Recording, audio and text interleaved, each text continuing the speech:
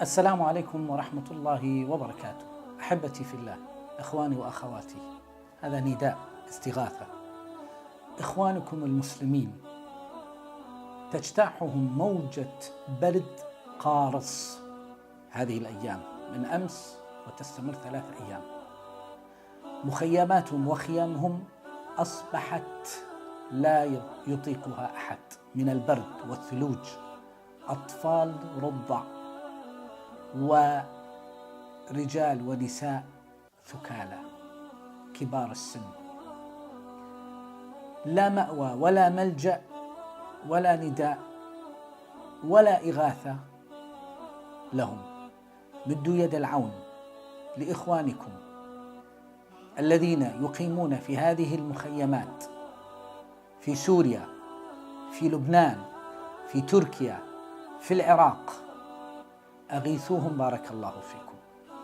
وسائل التواصل إن لم نستفد منها في هذه المواقف ولم نستخدمها لتوصيل حالاتهم ومعاناتهم فلا بارك الله لا فيها ولا فينا. تويتر والفيسبوك والإنستغرام وسناب شات وحتى يوتيوب، هذا الفيديو أريد منكم أن توصلوها إلى أكبر عدد ممكن، وذلك بمشاركتها حتى تصل وتكتب لكم الأجر.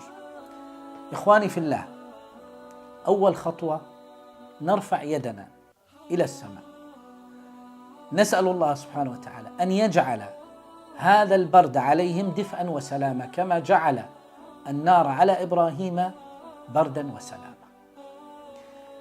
الخطوة الثانية مد يد العون والمساعدة، سواء بدولار، بريال، بأي مبلغ، بليرة، عملة البلد. اتصلوا بالجمعيات اللي تثقون بهم، جمعيات الخيرية، إغاثية، منظمات، أي شيء من خلالنا من خلال غيرنا. مهم أنك يكون لك يد وبصمة في هذا الموقف، لا ينسى لك أبدا.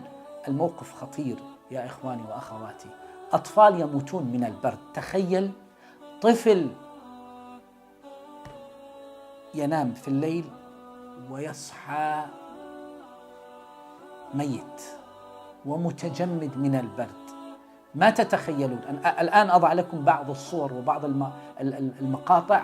تخيل أنت الآن جالس في بيتك، دفء وراحة، تأكل وتشرب. يا إخوان والله نوم ما يستطيع أن يناموا. ينام ساعة ويصحى، ينام هو جالس، ينام هو يرجف من البرد القارص. برد ما الله به عليم، برد غير طبيعي، عاصفة برد غير طبيعية في كلس اللي هو في حدود تركيا مع سوريا، في إرسال اللي في لبنان، في مخيمات العراق. إخواني في الله، لا تبخلوا، إما بدعاء، وإما بمد يد العون ماديا، وإما بأن تنشروا هذا المقطع. وكل مقطع يتحدث عن مأساة السوريين في هذه الأيام. لكم الأجر. أعيد وأكرر، وسائل التواصل ننشر فيها يومياتنا، نأكل ونشرب ونحن مرتاحين مبسوطين مستانسين. ثم كان ماذا؟ ولا تسألن يومئذ عن النعيم. نحاسب عليه إن لم نفعل شيئا، حتى دعاء نؤجر عليه.